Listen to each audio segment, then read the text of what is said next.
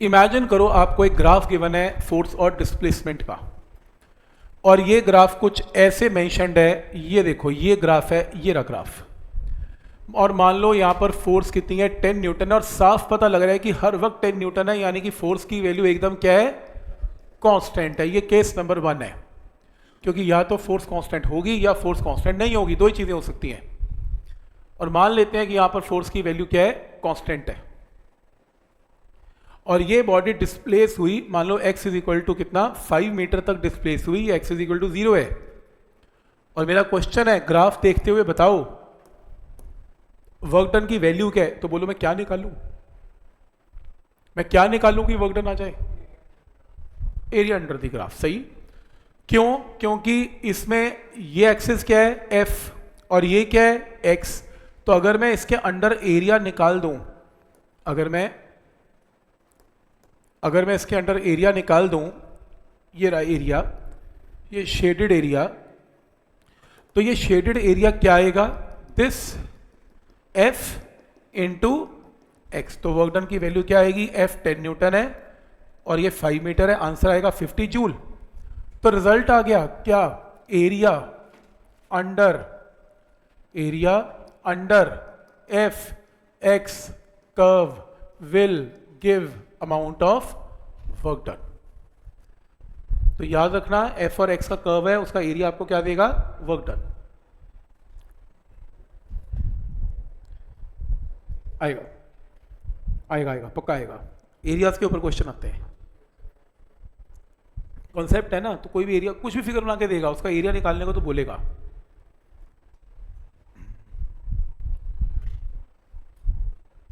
ठीक है ना, ये तो एग्जाम्पल अपने मन से दे रहा हूँ, ग्राफ तो मुझे पता नहीं क्या आएगा, वही तो असली क्वेश्चन है, एफ आएगा।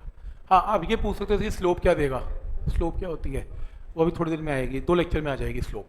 हाँ, वैसे ग्राफ एफ है बस, और कुछ नहीं है इसमें।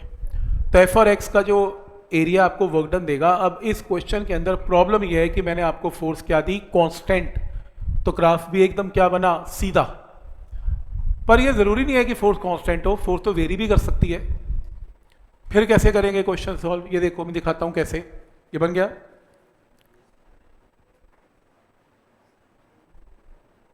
ठीक है। जैसे फॉर एग्जाम्पल केस नंबर 2 बनाओ ग्राफ। केस नंबर 2, जब फोर्स की वैल्यू क्या है, वेरिएबल, फोर्स की वैल्यू क्या होने वाली है, चेंज, ये एफ है और ये एक्स है, ये लो। और ग्राफ क्या है, ये रहा ग्राफ, ये ग्राफ है। अब देखो ध्यान से देखो, फोर्स कभी बढ़ रही है, कभी घट रही है, कभी बढ़ रही है, कभी घट रही है। और क्वेश्चन है कि आपको क्या करना है, वर्क डन निकालना है, यहां से यहां तक का वर्क डन निकालना है, ये रहा। और ये वैल्यू कितनी है, x1, ये वैल्यू कितनी है, x2, ये देखो, ठीक है।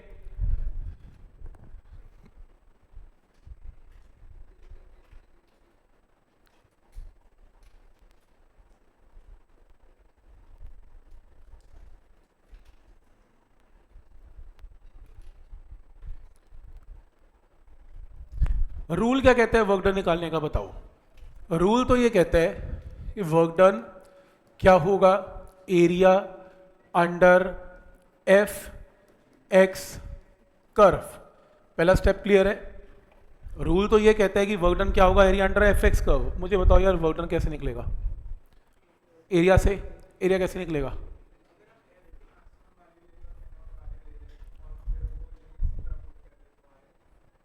क्या आएगा, मैथ की प्रॉब्लम है ये, नहीं मैक्स फाइव नहीं आएगा, नहीं होगा। देखो पहले बेसिक समझो। मान लो अभी ये क्लास फिजिक्स की नहीं है, कुछ फिजिक्स की और बीच में मैथ्स की क्लास स्टार्ट होने वाली है। मैथ में कैलकुलस +2 में करवाया जाएगा आपको। उसमें एक टॉपिक है area under the curve. Integration में एक टॉपिक आता है एरिया अंडर द कर्व। पहले मैथ्स के टीचर इंटीग्रेशन करवाते हैं, उसके बाद एरिया अंडर द कर्व करवाते हैं। बड़े अजीबो गरीब गंदे गंदे एरिया देते हैं, कहते हैं एरिया निकाल के दिखाओ इसका। आपको इसका कैसे एरिया निकलेगा, इसके अंडर एरिया मुझे नहीं पता, क्योंकि अच्छी फिगर होती, सर्कल होता, रेक्टेंगल होता तो हम वैसे भी निकाल लेते हैं, ट्रेपेजियम होता निकाल लेते हैं, अब इसका नहीं निकाल सकते। तो मैथ वालों के पास एक तरीका है इसका मेथड एरिया निकालने का। मैथ्स वाले क्या कहते हैं, वो कहते हैं इमेजिन करो कि सपोज, और हाँ हमने कैलकुलस किया था जब हम स्टार्ट किया था, कैलकुलस में मैंने आपको एक टॉपिक नहीं करवाया था, पहले मैक्सिमम इन्होंने करवाया था, बाद में करवाया एक और टॉपिक नहीं करवाया था, एरिया अंडर द कर्व, और ये एरिया अंडर द कर्व अब ये टॉपिक आ रहा है। तो मतलब वो आपको नहीं मालूम था, वो तो क्योंकि यूज़ भी नहीं हुआ ना, तो इसलिए उस टाइम मैंने करवाया नहीं था, तो अब करवा रहा हूँ। एरिया अंडर द कर्व ये कैलकुलस का ही टॉपिक है। तो बेसिकली क्या किया जाता है मैथ्स में, वो कहते हैं इसका एरिया तो निकलेगा नहीं डायग्राम से, तो एक काम करो, इसका एक बहुत ही छोटा एलिमेंट ले लो, बहुत बहुत छोटा, ये दिख रहा है, ये तो दिखेगा भी नहीं, इतना छोटा है, ये तो डॉट है, ये बहुत छोटा एलिमेंट ले लो, और ये कभी भी टेढ़ा नहीं होता। छोटे एलिमेंट ना हमेशा स्ट्रेट होते हैं, स्मॉलेस्ट एलिमेंट टेढ़ा, तो वेक्टर थोड़ी, वो कोई टेढ़ा थोड़ी ना है, वो तो स्मॉल एलिमेंट है, डॉट है। तो बेसिकली ये बहुत छोटा एलिमेंट लो, सच दैट ये जो छोटा एलिमेंट है इसके अंडर अगर एरिया निकालें, ये देखो जैसे ये छोटे एलिमेंट के कॉरस्पॉन्डिंगली फोर्स एफ है। अब एफ तो बेसिकली चेंज हो रही है, तो यहां पर जो भी इसकी फोर्स आती होगी ग्राफ से, वो एफ कंसिडर कर लो, और आप इसके अंदर एरिया निकाल दो, ये एरिया निकाल दो, और ये एरिया निकल सकता है क्योंकि फिगर क्या बनेगी, रेक्टेंगल, क्योंकि ये तो बहुत छोटा है, छोटा मतलब स्ट्रेट है, और इसके कॉरस्पॉन्डिंगली एफ की वैल्यू है, और ये जो एलिमेंट है ये एक्स है, एक्स की सबसे छोटी डिस्टेंस क्या होती है, डी एक्स, ये डी एक्स है। तो इसका छोटा एरिया क्या बनेगा, एफ इंटू डी एक्स, देख रहे हो ये एफ है और ये डी एक्स है, तो एफ इंटू डी एक्स आपको क्या देगा, amount of small amount of work done. तो आप इसमें टोटल एरिया निकाल ही नहीं सकते, आपको पहले छोटा एरिया ही निकालना पड़ता है। फिर क्या करोगे, फिर आप एक और एलिमेंट लोगे इसके पड़ोस में, बिल्कुल छोटा सा एलिमेंट ऐसा, और सच दैट इसके कॉरस्पॉन्डिंगली फोर्स डिफरेंट होगी, एफ वेरिएबल है तो एफ थोड़ी छोटी हो जाएगी, और अगेन एक बार इसके अंडर भी एरिया निकालोगे, ये छोटी सी स्ट्रिप है विच इज अ रेक्टेंगल, तो इसका एरिया भी क्या आएगा, एफ इंटू डी एक्स, जिसको क्या बोलते हैं, डी डब्ल्यू। फिर आप इसी तरीके से मैथ्स में इमेजिन करते हो कि पहले एलिमेंट ये लिया जाएगा, पहले एलिमेंट ये लेंगे, फिर नेक्स्ट नेक्स्ट नेक्स्ट करते आखिरी एलिमेंट ये लिया जाएगा, ऐसे ऐसे। और अगर मैं सभी ऐसे रेक्टेंगल्स के एरिया कैलकुलेट करता जाऊं तो मैं टोटल एरिया तक पहुंच ही जाऊंगा। और आप ये कहोगे कि मैथ्स में ऐसे सिखाएंगे रेक्टेंगल बना बना के एरिया निकलेगा, बिल्कुल भी नहीं, ये तो कॉन्सेप्ट है। मैथ वाले कहते हैं कि भाई ऐसे मत एरिया निकालियो, तो ऐसे करियो, स्मॉल एरिया निकाल लियो। ये स्मॉल एरिया क्या आएगा, यहां से अगर मैं बोलूं स्मॉल एरिया क्या है, तो स्मॉल एरिया क्या आ रहा है, बोलो एफ इंटू डी एक्स। और अगर मुझे क्या निकालना है, इसका टोटल एरिया, तो मुझे क्या करनी पड़ेगी, इसकी इंटीग्रेशन, कहां से कहां तक, x1 से लेके x2। सही है रिजल्ट। तो देखो टोटल एरिया आ गया, टोटल एरिया की प्रॉब्लम को इंटीग्रेशन में कन्वर्ट कर दिया।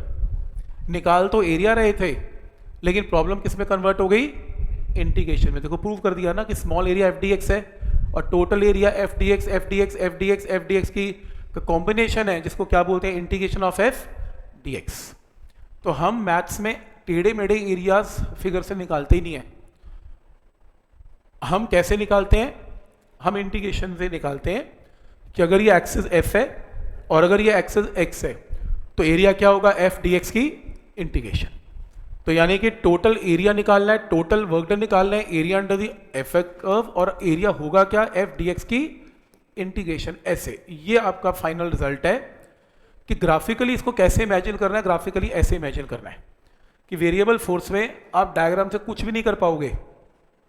वेरिएबल फोर्स में अगर आपको एरिया निकालना है तो आपको ऐसे ही करना पड़ेगा। अब मैथ वाले फिजिक्स तो पढ़ाते नहीं है, मैथ वाले क्वेश्चन कैसे पूछते हैं, सुनो फिर। मैथ्स का क्वेश्चन ऐसे बनता है, क्योंकि फिजिक्स वालों को तो रिजल्ट याद भी हो जाता है ना, क्योंकि एफ डी एक्स को सीख के आए हैं, वेरिएबल फोर्स में एफ वेरिएबल है तो ये फॉर्मूला तो उनको पता ही है।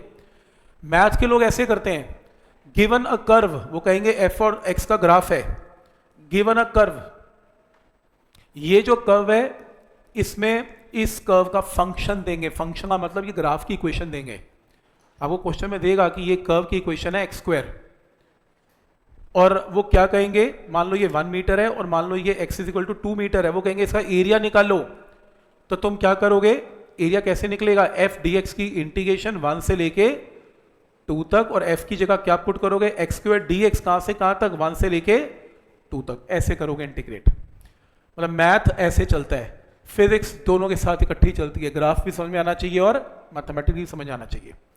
अल्टीमेटली ये टॉपिक बुक्स में लिखा होता है, पर मैं आपको सिर्फ बताने की कोशिश कर रहा हूँ कि ये कोई नई चीज़ नहीं है। अगर आपकी फोर्स वेरी होती हो या ना भी होती हो, एरिया अंडर दी कर्व आपको total amount of work done ही देगा, ये रिजल्ट आपको याद रखना है। तो हमने इन दोनों केस से क्या सीखा? हमने एक लाइन में ये सीखा कि आज के बाद अगर मुझे एफ और डी एक्स का कर्व गिवन हो और मैं अगर उसके अंडर एरिया निकाल दूं तो मुझे क्या मिलेगा? Amount of work done covered by the body या डन बाय दी बॉडी। बस ये रिजल्ट है।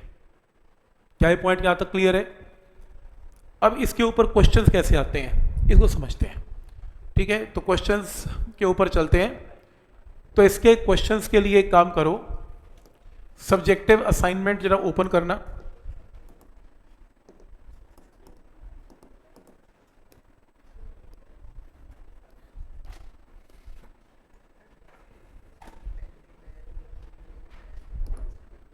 थर्टी 35 है शायद आपकी असाइनमेंट, सब्जेक्टिव 35 है, चेक करना। Subjective 35 work done by variable force 35 है, चेक करो सब्जेक्टिव। सब्जेक्टिव शीट नंबर 35 यही है। फर्स्ट क्वेश्चन सब्जेक्टिव 35 का फर्स्ट क्वेश्चन, लो करो ट्राई।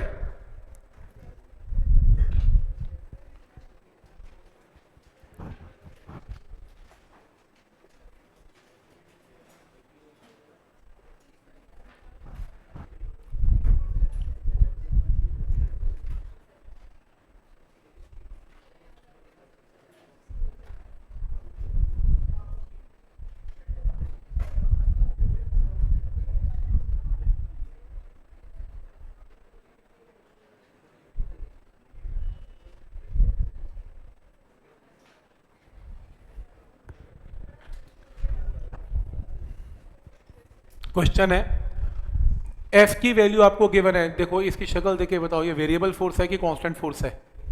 वेरिएबल है, इसमें एक्स आ रहा है। और आपको पोजीशन कहां से कहां लेके जानी है? 0 से 2। और अमाउंट ऑफ वर्क डन निकालना है, तो पहला फॉर्मूला वर्क डन का एफ डी एक्स की इंटीग्रेशन 0 से 2 करो सॉल्व, एफ की वैल्यू पुट करो, इसे इंटीग्रेट करो और आंसर निकालो।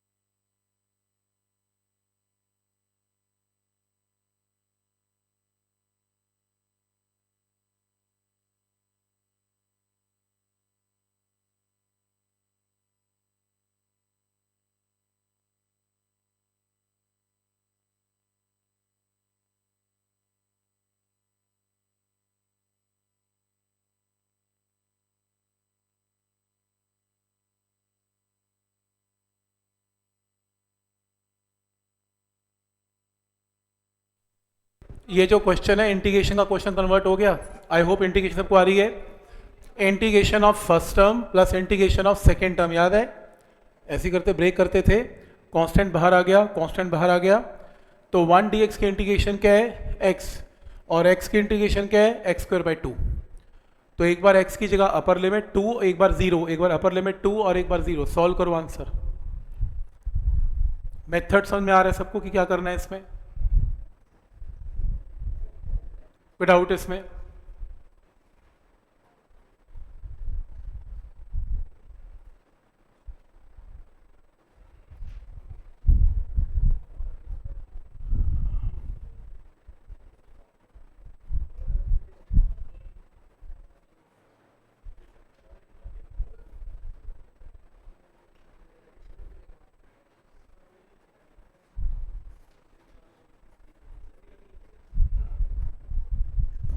क्लियर है पहला क्वेश्चन?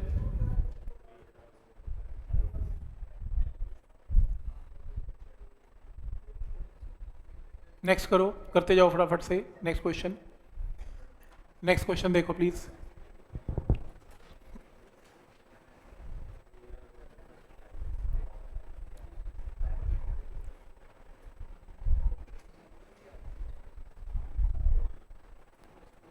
तो नेक्स्ट क्वेश्चन है, एफ की वैल्यू गिवन है ए प्लस बी एक्स, ए और बी कांस्टेंट है, तो एक्स कांस्टेंट नहीं है, तो फोर्स वेरिएबल है क्योंकि फोर्स एक्स पे डिपेंडेंट है।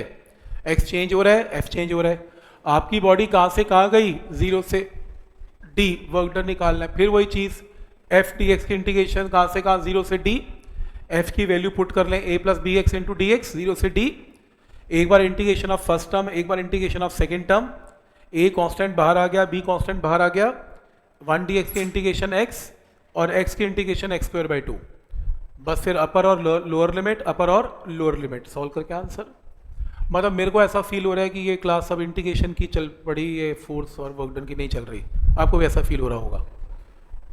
इंटीग्रेशन चल रही है, कब तक, कब तक, 5 मिनट तक।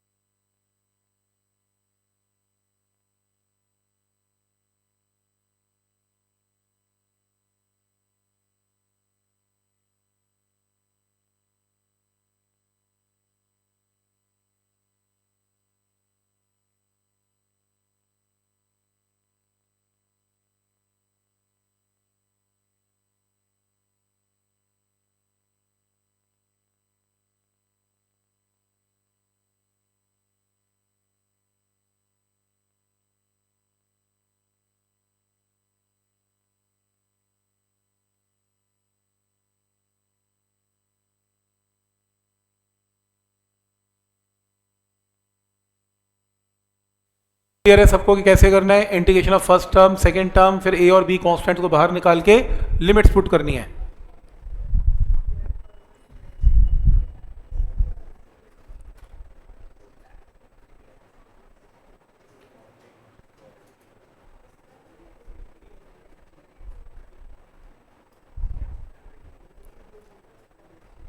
नेक्स्ट क्वेश्चन देखो प्लीज।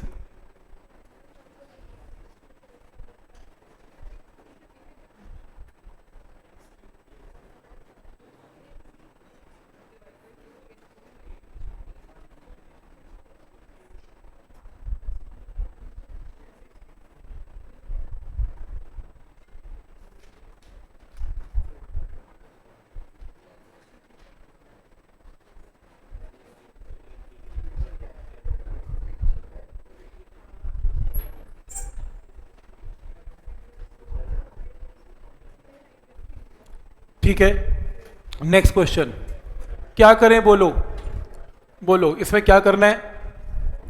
एफ और एक्स वर्क डन निकालना है, तो क्या निकालना है, इसका एरिया। कैसे निकलेगा, इस रेक्टेंगल का एरिया प्लस इस ट्रेपेजियम का एरिया प्लस इस ट्रेपेजियम का एरिया प्लस रेक्टेंगल का एरिया। निकालो और आंसर मैच करो। आई होप एरिया तो निकाल ही लोगे फिगर देके, कि ये भी डाउट है। अच्छा, ये भी कर दे। तो ये 2 है और ये 1 है, तो 2 इंटू 1 एरिया। और ट्रेपेजियम का एरिया आता है half into sum of parallel sides into distance between them 1 है। करो ट्राई, इसमें निकालो एरिया जिसके। और जिसको ट्रेपेजियम नहीं आता वो इसको ट्राइंगल रेक्टेंगल में ब्रेक कर ले। और क्या बोलूँ यार, अब ट्रेपेजियम का एरिया थोड़ा दिखाऊंगा। ठीक है, तो करो जरा ट्राई। क्या आंसर आ रहा है चेक करो प्लीज़। 11.5 आ रहा है। तो ये रेक्टेंगल का एरिया, ये ट्रेपेजियम का एरिया, हाफ इंटू ये कितना है 2, ये कितना है 4, 2 + 4 इंटू 1, और ऐसे ही half into this plus this into this और फिर दिस इंटू दिस, ऐड करके क्या आंसर आ रहा है 11.5 आ रहा है। पॉइंट क्लियर है यहां तक कि क्या लॉजिक है इसमें।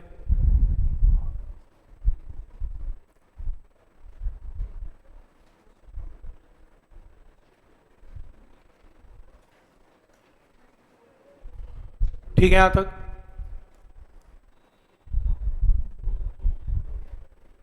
क्या स्टेप क्लियर है? नेक्स्ट ये लो, आज किया भी था। x की वैल्यू गिवन है TQ/3, मास 2 kg। क्या निकालना है? Work done in first 2 second. तो टाइम की लिमिट क्या लगेगी? 0 से 2। तो प्रॉब्लम ये है कि आपको x गिवन है, इसको डिफरेंशिएट करके पहले क्या आएगी? Velocity t²। इसको डिफरेंशिएट करके क्या आएगी? Acceleration 2t। आज करवाया था मैंने ये। फर्क ये है कि मैंने अपना क्वेश्चन TQ में किया था, इसे TQ/3 में कर दिया। सेम क्वेश्चन है, तो ऐसे ट्राई करो। इसे x को डिफरेंशिएट करके v निकालो, डिफरेंशिएट करके a निकालो। फिर फोर्स क्या है? Mass into acceleration. तो फोर्स निकालो 4t, मेरी आई थी 60, याद है? इसकी आई 40।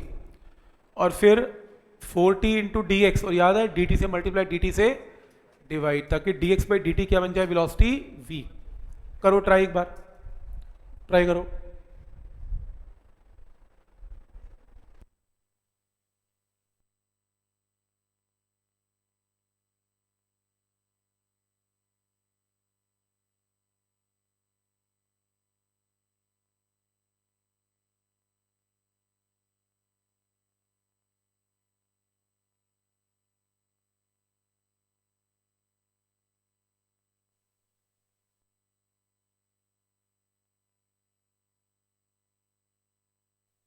खुद सॉल्व करो। x को डिफरेंशिएट करके चेक करो, v आ गया। v को डिफरेंशिएट करके a आ गया। मास इनटू a करके फोर्स आ गई, ये फोर्स है 4t। समझ में आ रहा है यहाँ तक? अब आगे करो क्वेश्चन सॉल्व, खुद से करो प्लीज। आज हमने किया ये सेम क्वेश्चन।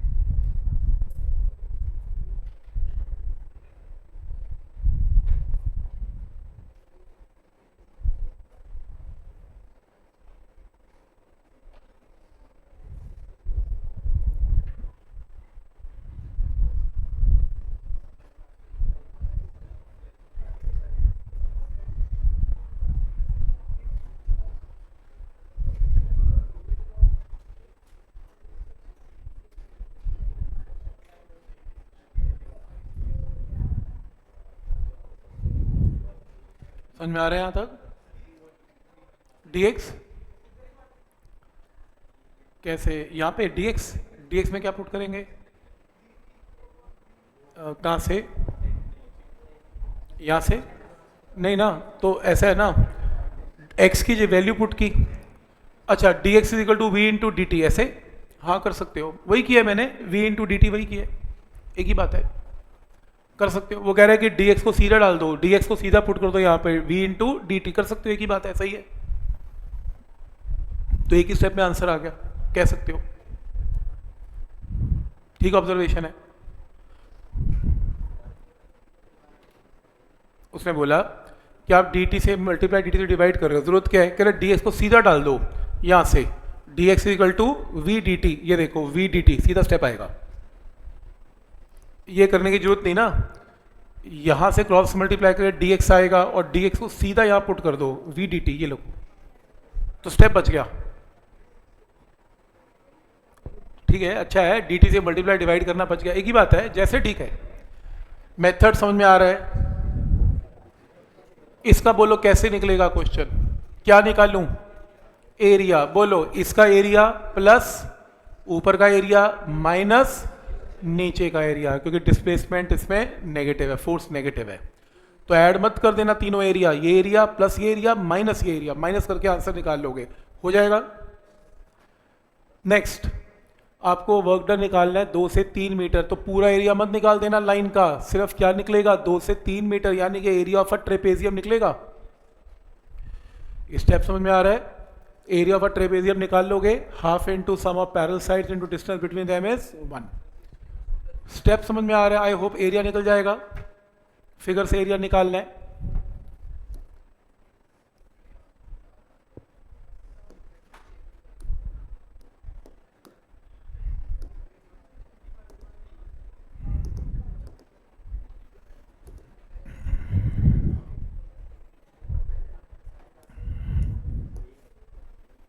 तो वर्क पार में पॉजिटिव नेगेटिव वर्क डन मैंने ये सारे करवा दिए आपको। F.S का मैंने ये क्वेश्चन भी करवा दिया। अब आपको एक क्वेश्चन मैंने ये भी करवा दिया कि एरियाज कैसे निकलते हैं, ग्राफिकल तरीका ये भी डिस्कस हो गया। ये वाला क्वेश्चन देखना प्लीज, इसे आंसर निकालना, क्वेश्चन लिखने की जरूरत नहीं है, सिर्फ आंसर निकालो क्या आंसर है। A women pushes a truck on a railway platform, ठीक है ध्यान आगे, ट्रक को पुश करती है, रफ सरफेस है, she supplies a force of 100 newton over a distance of 10 metre, 10 metre तक धक्का मारती है with a constant force 100 newton. Between 10 and 20 metre force decreases to 50 newton, 10 metre के बाद वो फोर्स 20 मीटर तक 50 कर देती है। टोटल डिस्टेंस ट्रेवल 20 मीटर है, फ्रिक्शनल फोर्स 50 न्यूटन है पूरी जर्नी में। पहले इस बात का ग्राफ प्लॉट करो, ग्राफ देखो, ये फोर्स और ये डिस्प्लेसमेंट। 0 से 10 मीटर तक डिस्प्लेस फोर्स कितनी है 100 न्यूटन, देख रहे हो कांस्टेंट 100 न्यूटन। 10 मीटर से 20 मीटर तक फोर्स कितनी हो गई 50 न्यूटन, 50 पे आके रुक गया ग्राफ। पूरी जर्नी में शुरू से एंड तक फ्रिक्शन कितनी है 50 न्यूटन, और force of friction is always negative, friction force और नेगेटिव काम करती है। तो ये देखो फ्रिक्शन नेगेटिव, ये देखो कांस्टेंट नेगेटिव, ये पूरी का पूरा डॉटेड लाइन क्या है फ्रिक्शन का डायग्राम है। तो समझ में आ रहा है? तो एक ग्राफ तो ये बना, पिंक कलर का कुछ नहीं, एरिया निकालने की कोशिश की, ग्राफ तो ये बना और एक ग्राफ ये बना। पॉइंट नंबर 1 क्लियर, ग्राफ पूछेगा, ग्राफ आ गया, फ्रिक्शन नेगेटिव है और बाकी फोर्स तो पॉजिटिव है। तो क्वेश्चन नंबर 1, इसने वर्क डन बाय वुमेन कितना है, इसने कितना काम किया, तो आप क्या करोगे ये एरिया निकालोगे, किसका रेक्टेंगल का, फिर उसके बाद ट्रेपेजियम का, इन दोनों का एरिया ऐड कर दो, आंसर आ जाएगा। तो ऐड करके देख लो, इसका कितना है 100 और ये कितना है 10, तो क्या बनेगा एरिया 100 इंटू 10, और ट्रेपेजियम का एरिया हाफ इंटू ये साइड कितनी है 100, ये साइड कितनी है 50, और डिस्टेंस इनके बीच में कितना है 10, इन्हें ऐड करो, आंसर आएगा 1750। तो पहला आंसर आ गया, एरिया निकाल लिया।